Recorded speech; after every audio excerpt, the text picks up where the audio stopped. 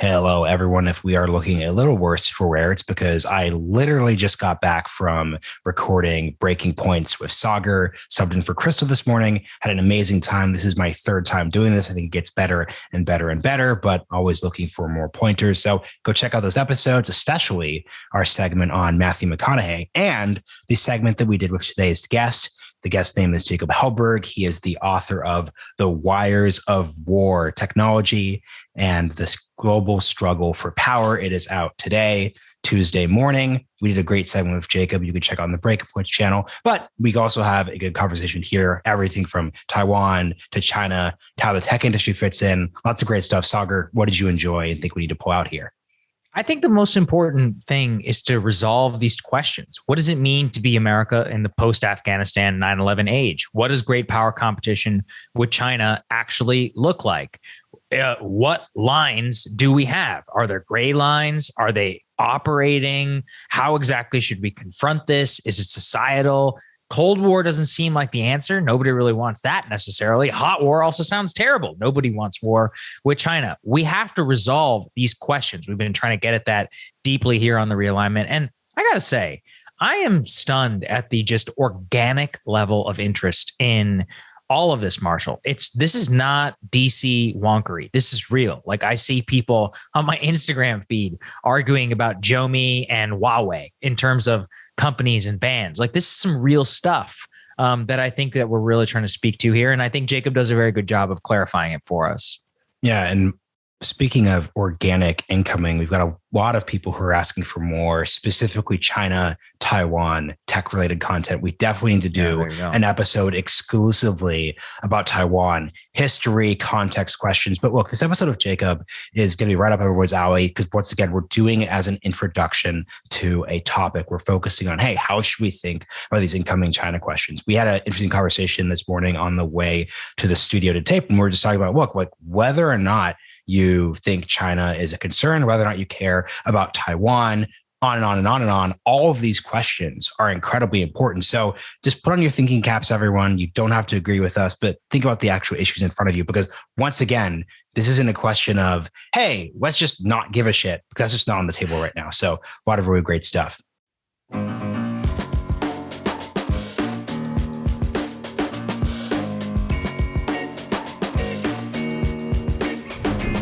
Jacob Helberg, welcome to the Realignment. Thanks for having me. Good to see you, Jacob. Good to see you too. Let's start by understanding the frame by which you're thinking about the China technology competition for the 21st century framework. You use these conflicts and you describe them as a gray war between authoritarianism and democracy. Can you define what a gray war means? Sure. So the foreign policy community has been having a big debate about whether or not we're in a Cold War with China over the last few years. And in a way, I not only do I believe that we are in a Cold War with China, but I actually like the framing of a gray war because I think it's more accurate. There's this concept in military strategy called gray zone conflict that refers to conflict between two major governments that takes place in the gray zone between war and peace. It basically stems from the idea that war is not binary, it's a spectrum. And I think that technology has made that pervasive and all the more evident today. You can attack a foreign country and an adversary today in a way that's very, very high impact, very hard to attribute because technology is so pervasive and because the weapons of war have changed. And so that's why I asked myself, what do you call the predominant geopolitical struggle of our time when gray zone conflict is a predominant feature of international politics? And that's why I decided to call it the Gray War. And this is something we were both wondering, because this is something that's no doubt on the eye of the more skeptical members of the audience. To what degree is this gray war you're describing a choice? So, for example, you could say people saying, hey, look, we just pulled out of Afghanistan. We're rebalancing away from the Middle East. What if we just decide to mind our own business, avoid regime change wars, those parts? How much is this is a choice that we're making, or you're describing a world that exists no matter what any of us think? I think in the United States, because we've had the incredible good fortune of being surrounded by major oceans and having some degree of geographic distance from the rest of the world, we've often tended to assume that we have, the single point of agency in deciding how our foreign policies run. But the reality is that the world is dynamic and interactive, and our foreign policy necessarily needs to be based on the foreign policy of the other major players in the world that we're engaging with. And, it takes two to tango. We can have the best intentions and want peace and all those things. But ultimately, if you're interacting with a country that is fundamentally engaged in a gray war with you, you are not going to be met at the altar. And you're going to see things like the massive deindustrialization of your country and a lot of other negative side effects takes place that is ultimately not going to be in your interest. And I think that with China, part of the issue that we've struggled with is that there are systemic structural issues where regardless of who's in power, you're going to have systemic issues because the systems of the Chinese CCP and the democratic American system are fundamentally at odds.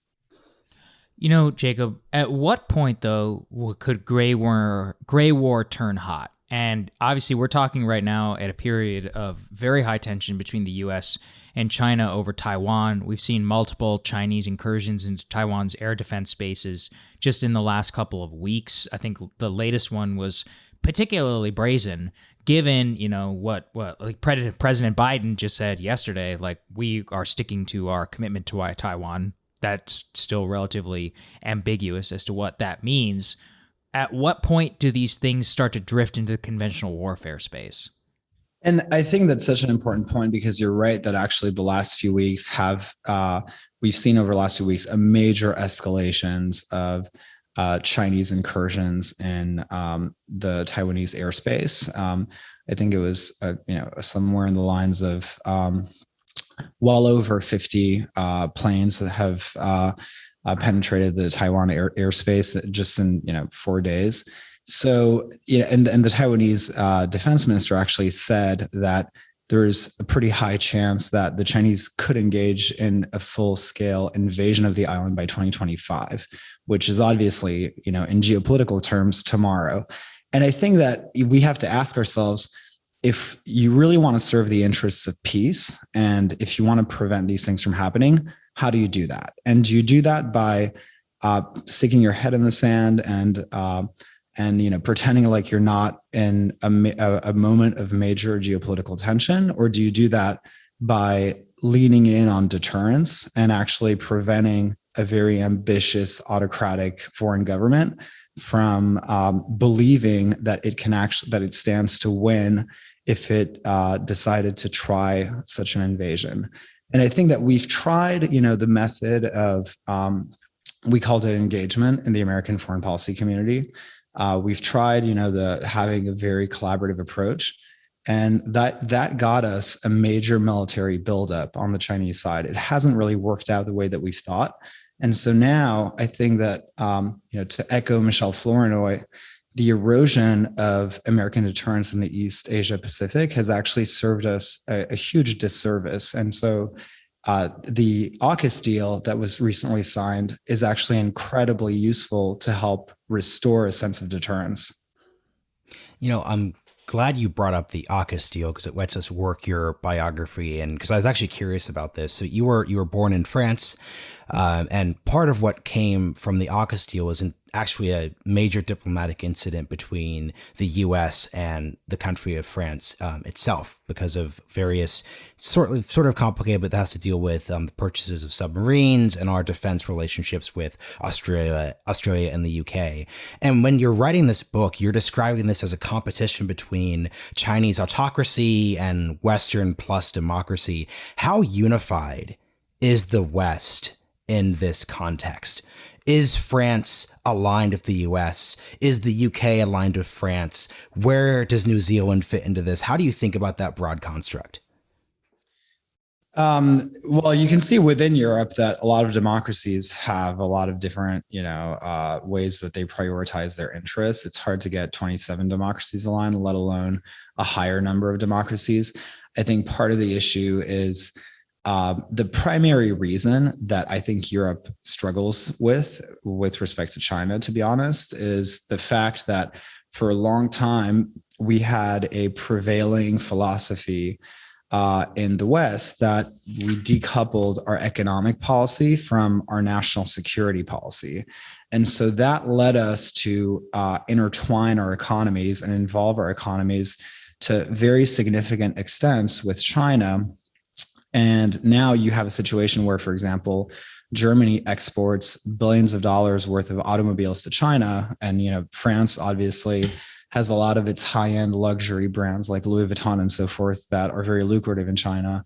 And that creates a really hard tension when the Biden administration is asking, or, whatever administration, the Trump administration did the same, was asking European governments to toughen its line on China. And European governments, they see the ethical, moral, security angles and justifications for doing so, but they struggle with taking steps that are too harsh that could potentially cause pushback on them economically. And that is a bit of a problem. And that's a problem, to be honest, that a lot of countries around the world are struggling with. But interestingly, countries in East Asia are the closest to China, and they are the closest spectators to seeing the threat that China poses. And they have been the most eager to partner with the US and actually have a stronger line. And that is a cause for optimism. Yeah, it's fascinating watching kind of the geopolitical chess. I mean, I thought AUKUS was a really important development in kind of the Anglosphere, in alliance with the East Asian nations who are far more hawkish towards China than France, Germany, and the Europeans. How does that shake out, let's say, 25 years from now? It almost seems like a return to, like 18th, 19th century politics, like the Anglosphere versus the Germans, and the French are, as usual, all over the place. They'll probably end up on our side, but they'll take forever to get there. How do you see all this? Well, as someone who grew up in France, France is America's oldest ally, and I certainly hope that the recent, unfortunate series of events that led to a lot of French frustration gets smoothed over very soon. And I think that story is still unfolding. But I think that you're right. I think that if you look at East Asia, it's actually really striking how you have a series of rivaling powers, and the map of East Asia today actually looks, there are a lot of really interesting parallels with the map of Europe in the 19th century, where you have rising, rival powers that are affluent and competitors and have a lot of historic, tensions between them. I mean, France and Germany obviously have fought many wars together, and you have similar situations between China and Japan. And so the US actually has an opportunity to really be an anchor in that region.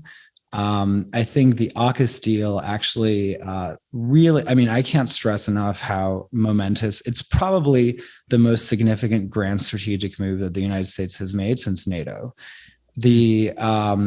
Obviously, if I could wave a wand and have it any other way, I would accelerate the timeline of the AUKUS deal, because the sooner we can get nuclear subs in Australia's hands, the better. But the main thrust of the deal is, if you give Australians more nuclear subs, I wrote an article that basically talked about the importance of decentralizing deterrence, and how, if you really want to have deterrence in an age when you have more decentralized threats, you want our allies to have more muscle to flex, and that will ultimately make deterrence more credible, because it prevents our adversaries from trying to take us on in multiple theaters and paralyzing us. So if Australia has subs, if the Japanese have subs, it's going to make it really hard for China to have a lot of room to maneuver in the Indo-Pacific. And ultimately, subs sink ships, and China's just built 350 ships, which is hugely concerning, and which is the key to their path for a potential invasion of Taiwan. If we want deterrence, we need to have an asymmetric capacity to sink their navy. And I think we need to be honest about that. And that doesn't mean that we're going to do it, but I think having the capacity to do it is what's needed to deter them from trying. And I think that because the AUKUS deal paves the way for that, it's hugely important. Now, there's a timeline problem because the AUKUS deal doesn't reach completion, until the end of the decade. And obviously, if China invades before then, it's a bit of a problem. But it's certainly a step in the right direction. I like how you just put the point about the timeline mattering here, because the thing that's interesting is, if we're looking back from a historical perspective, there's an issue, and people like Hal Brands have written. He actually gave a good review of your book, but he had a good recent piece recently at Bloomberg, I believe, around how when powers feel under threat, that could actually accelerate their timeline. So there's a situation where if you say, hey, like the AUKUS deal isn't going to complete until 2030, China says, hey, actually, we only have till 2025 to make the moves that we need to make. If you look at why, and Hitler invaded the Soviet Union for a variety of reasons in 1941, but a huge part that drove his decision making was there is this period where I need to act before it will be too late. So as you just think of these timelines and how you're making moves and counter moves, how does all this play out? Because that's, I think, the historical context. Once again, cliches, history rhymes, it doesn't repeat. All of that said, how do we think of how those decisions that we're making play into the actual decision making of leaders in the CCP? I think Hal Brands' piece was really interesting, and I think you struck a key point, which is the fact that there are so many trend lines that we've seen coming out of China recently that really highlight, I think, a sense of fear from the part of Xi Jinping. And I think that the reason that I think that's important is because there has been, for a long time, our foreign policy community in the U.S. has denied that we had a really big China problem. And very quickly, there was a whole constituency of people that shifted from denial to despair, where they basically said, China's too big, there's no way we're ever going to surpass them or win a major contest with them. And so we just need to figure out, they called it peaceful coexistence, a way that we could peacefully coexist. And I think that the central argument of people that are pessimistic on the U.S. is basically China's population. It always comes back to the fact that they have 1.4 billion people. And if they have a GDP per capita that's comparable to the U.S., then their economy is going to be so much bigger, and there's no way that we can beat them. But ultimately, one of the things that recent events have shown us, the tech crackdown that Xi Jinping instigated, the fact that he is becoming more and more aggressive internationally, is that the population argument doesn't factor in ideas and basic human instincts, and those are on our side. People, I think, fundamentally want to be able to be free. They want to be able to disagree with each other without ending up in a gulag. They want to be able to send their kids to school without having to be afraid of coming home to an empty house with their parents jailed up and so forth. And, with Xi Jinping, he is a leader that he wouldn't be locking up his billionaires and cracking down on his tech companies if he wasn't fundamentally afraid of seeing a potential alternative base of power emerge in his country. He is very, very concerned with keeping his control of power within China. And I think that's probably why you're seeing him engage in such a crackdown. And I think that sense of fear in him should validate the reasons why we should actually be optimistic about the US's prospects in this contest, and should remind us the weaknesses and how brittle the Chinese system is, because it's so centralized. I struggle with this all the time. On the one hand, I see exactly what you're talking about. I'm like, look, this is still 1.5 billion or 1.2 billion or whatever people. They have to grow at some absurd number in order just to remain like basic homeostasis in terms of their middle class. They have all kinds of mega social pathologies and problems. And at the same time, not doing so well here in terms of our domestic politics. Like you said, AUKUS doesn't close for the next decade. What does Xi Jinping actually want? Is that the most important question? Can it be disaggregated from what does the CCP actually want? Like, who are the players? What are their actual desires? They actually want to invade Taiwan? Like, what's the mindset there right now? Well, so because of the authoritarian nature of the Chinese government, I think most decisions that are coming out of the CCP are ultimately traceable back to a single person, which is Xi.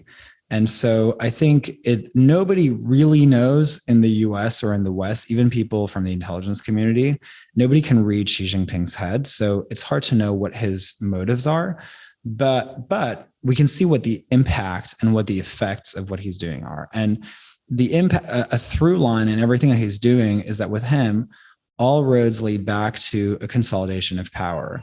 I mean, the locking up of billionaires, the cracking down on tech companies, this left turn that he's taking from a policy standpoint domestically, that's basically being used as a ploy to go after all of his potential adversaries.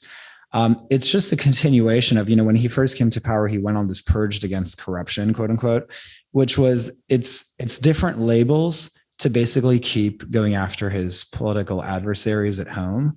And so I think that, when you see this really high concern with control for power, I think that, and when you ask yourself to answer a question, what does he want? And what does that look like internationally? I think it's really, really hard. You can't disambiguate. Your behavior habits at home are ultimately going to mirror your behavior habits abroad. And the best way we can anticipate what China is going to do abroad is by looking at the way that they behave at home. And so that doesn't really bode well for, you're already seeing that when they bully Australia, when they bully EU parliamentarians. I mean, these are behavior habits of real world people, and they basically behave the same way abroad than they behave at home. And ultimately, what Xi Jinping wants is a world that's safe for him and for the CCP. We want a world safe for democracy. He wants a world safe for the CCP. And it just so happens that a world safe for the CCP is antithetical to a world safe for democracy. And so that's where the rubber meets the road, and that's where a lot of the tension comes out of.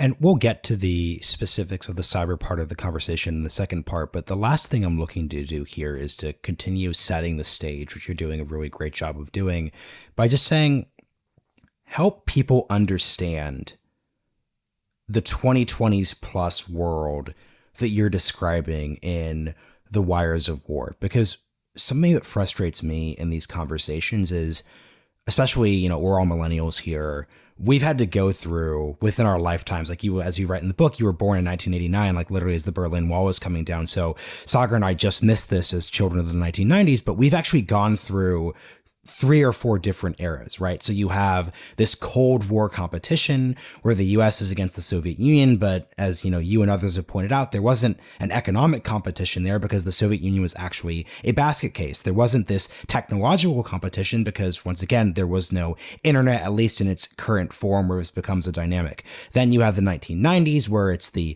end of history, everything's super chill, nothing basically matters, democracy spreads, NATO expands, etc. And then you have the past 20 years of the War on Terror, where the US at the height of its power made a bunch of really, really terrible decisions that Sagar and I have really cataloged here that just leads to very basic overreach. And it frustrates me when people look at those 3 worlds I described and try to just impart their frustrations from those worlds onto it. Because just to give the final context here, I get how there are members of the audience who are thinking, okay, Jacob, you're talking about China being an imperialist power, but the US imposes democracies on countries against its will. The US does sanctions. There were these things that happened in Guatemala in the 1950s. But my pushback is always, that's all fair and that could be real. But in the world that you're describing, those aren't the questions. The question isn't, hey, how do we invade China and make Western, China the free state of the Uyghurs? That's not the question. And literally no one is proposing that now. So just help people understand how the world of the 2020, basically COVID plus, is different than the different worlds that we all grew up in. So I think one of the things that, one of the concepts in the book that I think is probably one of the most important takeaways is that the very concept that technology is changing the very concept of national sovereignty. And, when we think about the world in the 2020s, one of the things that we're seeing, I call it the back end battle of the Gray War, when you have a country like China that draws no distinction between the public and the private sector. that is aggressively pushing its domestic companies like Huawei that are building internet infrastructure into a lot of other countries, subsidizing them to the tune of $75 billion, not out of the charity of their hearts, but because it's strategically beneficial to them. What that means is that, and because of China's intelligence laws and so forth, that gives China, the CCP, the political party in China, the back door keys to all of the data that runs on top of that infrastructure. And so you have to ask yourself, what happens and what does it mean for a country's sovereignty when you have an autocratic adversary like China that basically has access to all of the personal, romantic, medical, financial information about the journalists, judges, and politicians of a country, the companies, the intellectual property. When you have keys to the back door of everything, of all the data of a given country, that country fundamentally loses its sovereignty. And, in the book, I basically sum it up by saying that when you own the wires in the ground, you don't need to send troops on the ground. And that's kind of, a nutshell, a fundamental paradigm shift that we're going to see in the 2020s. And that's why China feels so strongly about Huawei, because it really understands the strategic benefits that Huawei brings to it. It's not because, Huawei provides X number of jobs in China, is because it has this bigger picture at this major geostrategic implication. And, the proof is there's actually evidence for this. It's not just me saying it, but a Dutch telecom, KPN, ran an analysis a few years ago that just became public earlier this year that basically showed that a cybersecurity analysis that basically showed that Huawei had access to everything that ran across its network, including cell phone numbers of people making phone calls, the content of those communications, conversations of members of the Dutch parliament. I mean, it's, control at the hardware level is an incredibly potent, far-reaching level of access, and it has enormous implications politically and geopolitically. So then that brings the major question, Jacob. How do we in the West, who have an open democratic system, think about this? I was just reading this morning an article about BlackRock, and BlackRock basically was summoned to the chief financial regulator of the CCP. He was like, hey, there's a market sell-off, and it would be great if you could say something. And then they did. And then they got 20 days later a permit in order to invest and open some fund in China. That's an American company. These are American citizens. So they recognize very clearly that our companies and our citizens are very vulnerable to either being outright bought off or vulnerable to pressures. But we can't say, hey, Larry Fink, you're not doing that anymore. We can't imprison Larry Fink like they do Jack Ma. We shouldn't be able to. How do we think about that when we are playing the Gray War and we're trying to control our elements of national power that they have that they've very clearly identified as targets? Yeah, I mean, they have civil-military fusion. We have civil-military confusion, unfortunately. But I think at a very, very high level, I think I'll first talk about, high-level first principles things and then go into a couple of tactical things that we could do. At a very high level, first principles, from a first principle standpoint, I think it's really important that we shift from calling this a competition to calling this either a Cold War or a Gray War, because I think, the reason that I think nomenclature really matters is we're economic competitors with Japan, with Germany. We have lots of economic competitors, but, competition implies that we're competing on a level playing field along rules that are mutually agreed upon. And when you're competing, your political survival isn't on the line. It's really just, a commercial competition. Here with China, because it is a, political struggle, it's a war because ultimately the winner is going to dominate the other. And this is about the very political survival of our system. And so I think it's really important that we call it that, because if we call it a competition, we're not, we're not going to ask our entire swaths of our society and our industries to absorb short-term costs for a competition, but for a war, we will. For World War II, all of the domestic and foreign policies of the United States were redirected towards a single overriding objective, and that was winning the war. And I think we need that level of strategic clarity today if we want to be successful. And I think adjusting our nomenclature is the first step to doing that. Arguably, during the Cold War, we had a similar level of strategic clarity. We were in a Cold War. We said we were in a Cold War. And a lot of things that we did domestically and abroad were oriented through the prism of how that interacted with the Cold War environment. At a tactical level, I think there's a couple of things that we need to do. The first is we need to deglobalize abroad. We need to deglobalize China, what I call China's Eye of Sauron, which is a bit of a dramatic, description to describe basically the fact that China is exporting a lot of its technology infrastructure abroad, and in doing so, it will give the CCP, incredibly intrusive access to the data of other countries. And it'll allow, just in the same way that the Eye of Sauron was this eye that basically could see all things in all places at all times.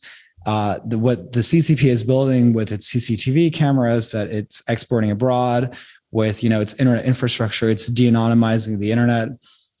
You could live in a world where the CCP has an enormous amount of centralized control over vast blocks of the world. And so deglobalizing that capability should be a major priority of the US government. And last, resolving this conflict between parts of our business community and our national security priorities, I think is really, really key. Ultimately, it is the sole responsibility of the US government. It's in the preamble of our Constitution that a fundamental purpose of the US government is to provide for the common defense. So it's really a core function of our government to lay down the ground rules and say what's okay and not okay when it comes to doing business with a foreign adversary like China. I think it's very, we should have an outbound CFIUS, a framework that basically says, that the US government has the authority to review any outbound investments in China on national security grounds. The same way that today we have a CFIUS framework that makes it possible for the US government to review inbound investments into the United States on national security grounds. And I think deconflicting our business community from China, I think is a really, really important step. Something I'm wondering about is your point that Chinese authoritarianism is a direct threat to our way of life, because I disagree with these people, but I'm just very well aware of the fact that there is probably a sizable portion of the country who doesn't care about Taiwan, who says, look, Hong Kong fell, that sucks, but this ultimately just isn't worth it, much in the same way that there are people in the Cold War who would have questioned whether or not the U.S. and the world should have been at the brink of nuclear standoff over Berlin in 1961, 1962. So can you just expand on why you actually think that beyond China's immediate vicinity, those actions and this system actually poses a threat to our way of life? Because once again, I think what these people are suggesting, let's assume they're operating in good faith, is basically, look, like we think this relationship, if we're looking at what went wrong in the Cold War, it's very clearly the U.S. There was a period where the Soviet Union was obviously exporting communism very directly, especially in the 20s, 30s, 40s, 50s. But, after Stalin's death, after things start calming down, after Kennedy and Khrushchev, the U.S. and the Soviet Union basically balanced together. And the lesson from countries such as Vietnam is just intervening in these places because you're overly raising the stake. Thinking that what happened in Vietnam was going to determine our domestic freedom was just a total mistake. So could you just explain your framework about the political threat at home to people who have the skepticism I just articulated? Yeah, I think that the three main reasons why we should be very concerned about Taiwan is because of chips, maritime routes, and precedent. We're talking right now through computers, and we use cell phones every day. All these things take computer chips, and we're not going to have any if China invades Taiwan, or our access to them is going to be very, very constrained. or the integrity of those chips. I divide, the back end cybersecurity issues into two buckets: access and integrity. We need to have access to chips, and we need to make sure that the integrity of those chips hasn't been compromised. And we won't be able to guarantee either if China invades Taiwan. So the access and integrity of our chips is incredibly critical to our economy.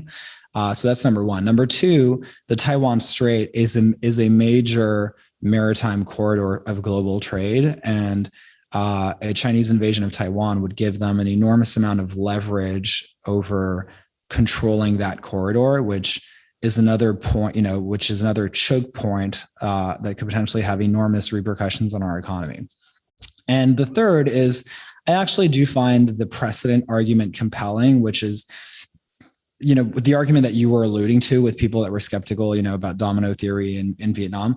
I mean, domino theory got a really bad rep in Vietnam, but I think it's important to remember that there were a lot of other places where it actually did apply. And, if you look at during the interwar period, obviously, when Germany invaded Czechoslovakia at the time, and, the Sudetenland, there was a really compelling argument that sometimes when you have an ambitious, autocratic, revisionist power that is fueled by a feeling of resentment against, Western values, the U.S., whatever it may be, you really need to draw a clear line in the sand. Otherwise, they're always going to come back for more.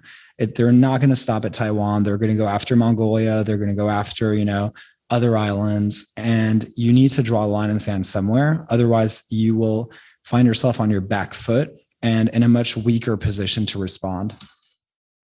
So this is an important point too, to take it outside of the realm of real and even more so into tech. Obviously, we have to talk about TikTok. I mean, we're now at a point where TikTok, I believe, has surpassed Instagram for time on app, which is probably the single most important metric whenever it comes to advertising. And I can assure you, given the Facebook files, one thing that comes out is that Mark Zuckerberg is very clearly very freaked out at how much ground they are losing. And this is a wholesale Chinese-owned company by ByteDance, which we know has been politically directed and used by the Chinese state in the past. That's a matter of public record. The CEO himself has openly, groveled before the CCP in order to stay in business.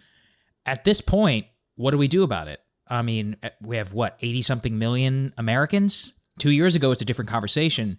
Today, majority of U.S. adults are on the app. So how do you think about both the TikTok case study, never again, still ban it? Where's your head at? So the president issued an executive order that builds on top of the executive orders issued by the previous president. And the executive order that this president issued basically outlines more specific cybersecurity related criteria that are grounds upon which the president or the administration in power may consider restricting or taking action against a given technology application. I think the executive order was good because ultimately having more part of when Trump was trying to ban TikTok, TikTok was going to take the case to court, was going to take the administration's action to court saying, well, it's arbitrary, they don't have legal authorities to do it.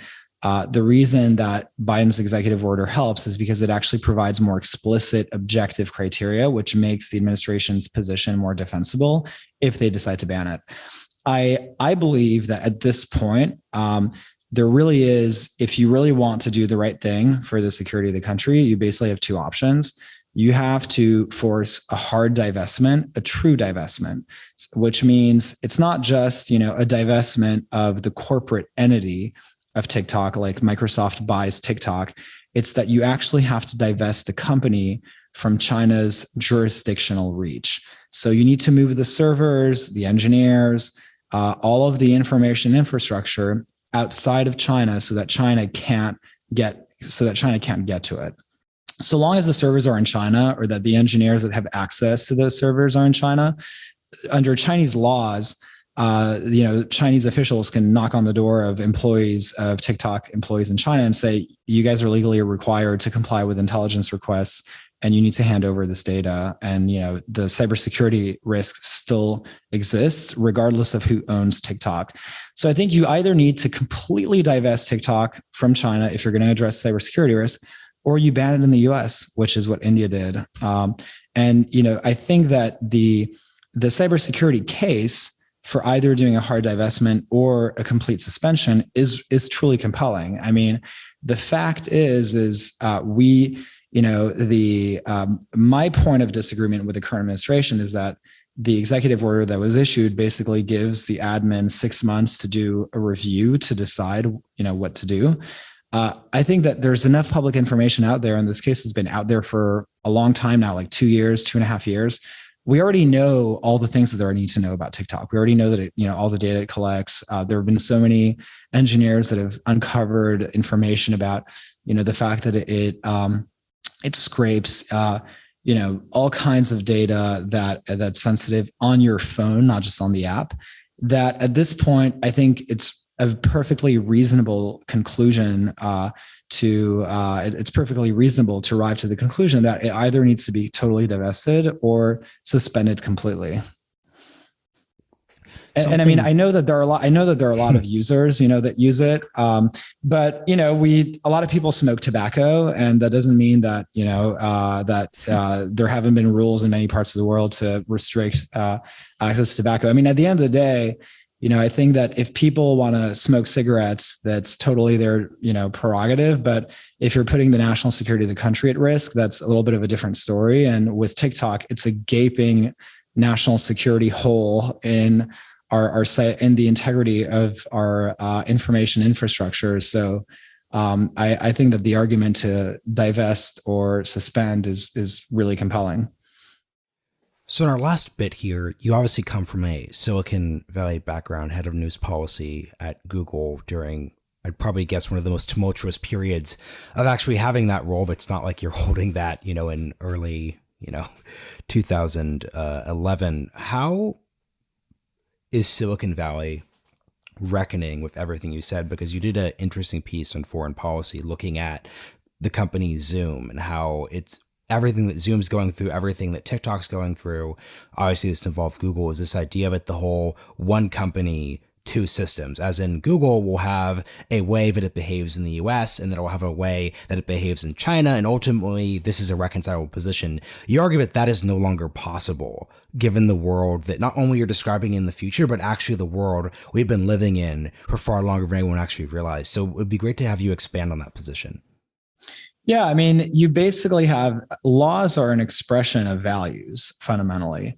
And in the US and in China, you have laws and, political values that are systemically at odds with one another.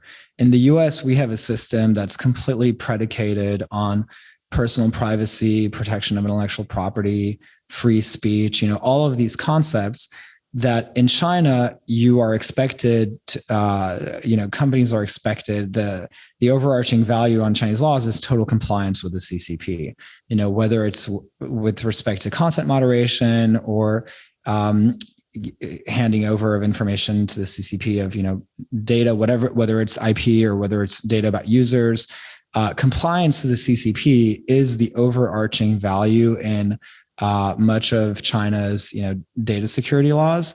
And what you arrive to is a situation when you have companies that try to have a foot on both sides of the fence, you basically have a situation where they're straddling systems that are in conflict. And, complying with laws in China when you're handing over information may mean that in certain situations, you might actually be in complying with a request in China that is actually, in conflict with legal expectations in the U.S. And it's if the Chinese government asks you to hand over information about a Chinese citizen in China, that's fine. But if they're asking you to hand over information about a Chinese national that is in the United States that has dual citizenship, all of a sudden, you're running into legal conflicts where that person is probably entitled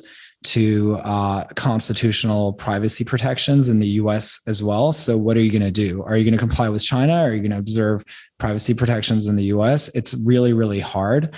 And ultimately, when you have systems in the US and China that extrapolate, that expect their companies to observe their norms internationally, it's really hard to not pick a side. I mean, in China, it's not sufficient to just abide rules in China. China expects you to abide their content moderation rules basically around the world nowadays. You had cases where, I don't know if you guys remember, but you have, who was it? There were NFL players, Hollywood studios that would say things on Twitter about the protests in Hong Kong. Right. Twitter, an American platform in the US that's banned. It's not even present in China. Yeah. Right. Twitter's not even allowed in China. That didn't stop the Chinese government from basically forcing that person to issue a public apology. So what that says is they expect people doing business in China to go by Chinese rules abroad. And it's just really hard. You're not, you kind of have to pick a side, because if you try to straddle two totally different worlds, you're going to end up in an impossible situation. Yeah. Quick follow up on that. What's interesting here, and you're getting at a frustration that certain members of the audience and just the public during the TikTok and Chinese censorship debates happen, which is they say, Jacob, that's all well and good, but honestly, we think that American companies violate our privacy every day. We think that American companies engage in censorship. We think that if you actually, and this isn't something that I particularly agree with, but there's this whole increasing frame of the right of how there's this like broad, woke alliance between corporations, the higher education system, and government to impose a worldview. So they basically say, Jacob, all that's fine and dandy, but we're more concerned about these debates at home in our domestic policy.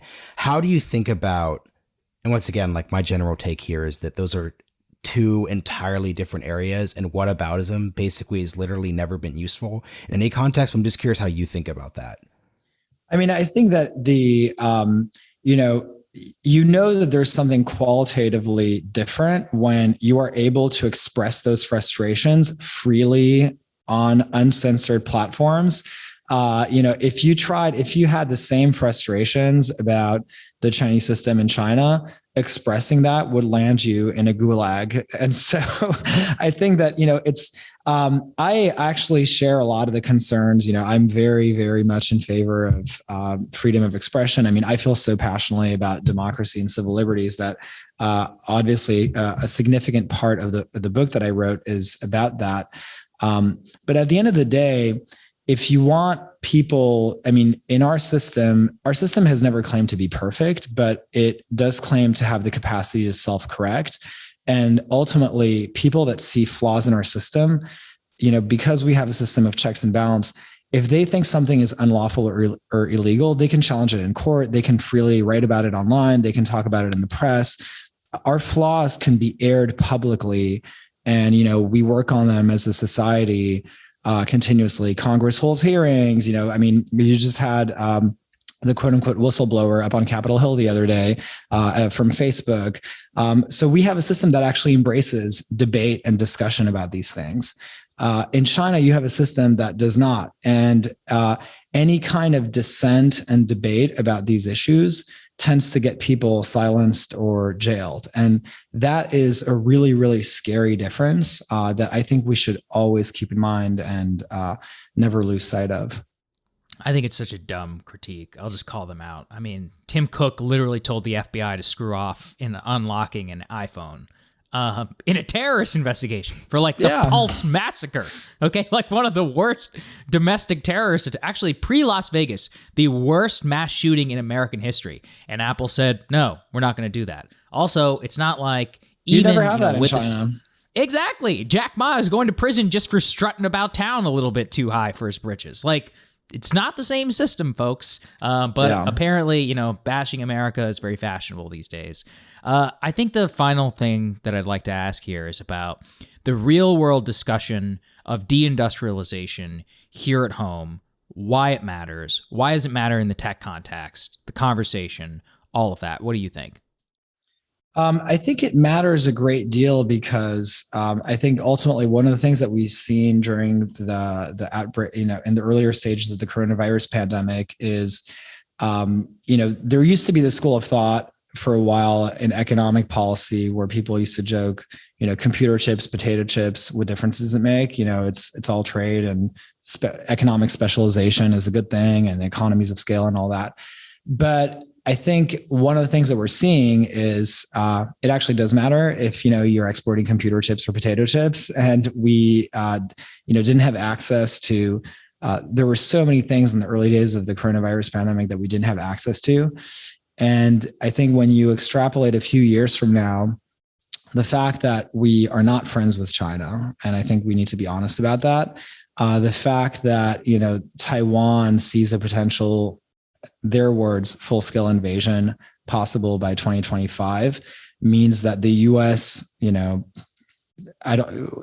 future of U.S.-China diplomatic relations is very uncertain.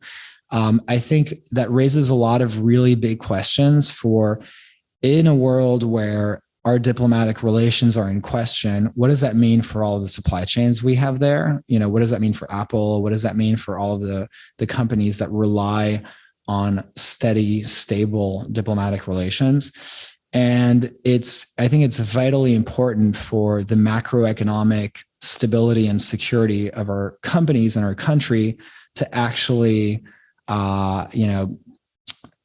go through the very, very laborious legwork of figuring out what are the bucket of goods that are not critical to national security, and we don't care where it comes from, the bucket of goods that are absolutely so vital that we need them to be made here in the US, and the bucket of goods that are critical but can be made in some sort of allied space in countries that we trust. And, in countries outside of China, it doesn't have to be made here. It can be made in South Korea, for example, because it's an ally, and South Korea has Samsung and can make electronics.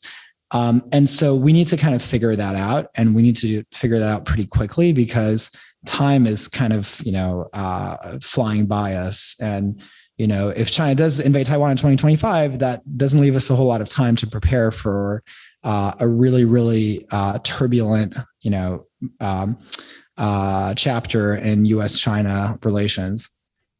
My last question to take us out would be actually just picking up on your framework of questions. We keep relating back to the Cold War in the 20th century. There were a couple of big questions. Once again, whether or not you liked what the U.S. was doing, you, pro, con, had to have some type of answer to. So, for example, hey, what is the nuclear red line? What does Berlin matter or not? Is domino theory real or not? Does what happens in South Korea matter with North Korea during the Korean War, et cetera, et cetera, et cetera? Take whatever view you want on those things. What, for the audience, as they're leaving this episode, whether they're convinced by arguments or not, what questions should they think of answering along the framework we're describing that are going to be fundamentally at stake here? Questions that the audience should think of answering? Just anyone. So, for example, for me, a question that would come from the conversation around cyber is, hey, does strategic ambiguity make any sense? So, for example, does it make sense to have this ambiguous relationship with Taiwan?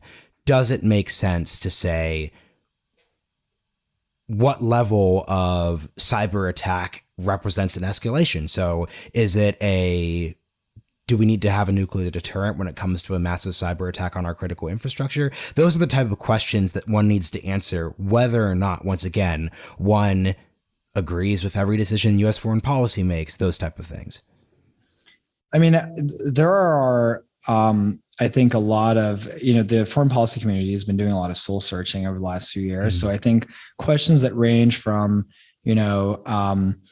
For a long time, we assumed that manufacturing jobs can't come back to the U.S. And I think a big question today is, can we afford not to bring those jobs back, or, in some way, shape, or form? Can we afford to live in a world where the access that we enjoy and the integrity of our supply chains is disrupted? And what might that look like? I mean, you might think that it's easy to, shrug your shoulders and think, oh, we'll figure that out. Ask the automobile industry. I mean, they have delays. They've had delays in their supply chains for months right now because they haven't been able to get chips. Imagine if you had an even worse situation across multiple sectors beyond the auto industry.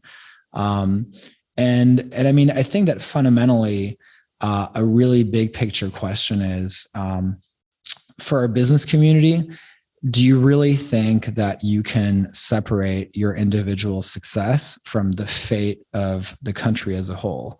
And I think that's a really big existential question for them. I don't think you can kind of separate that.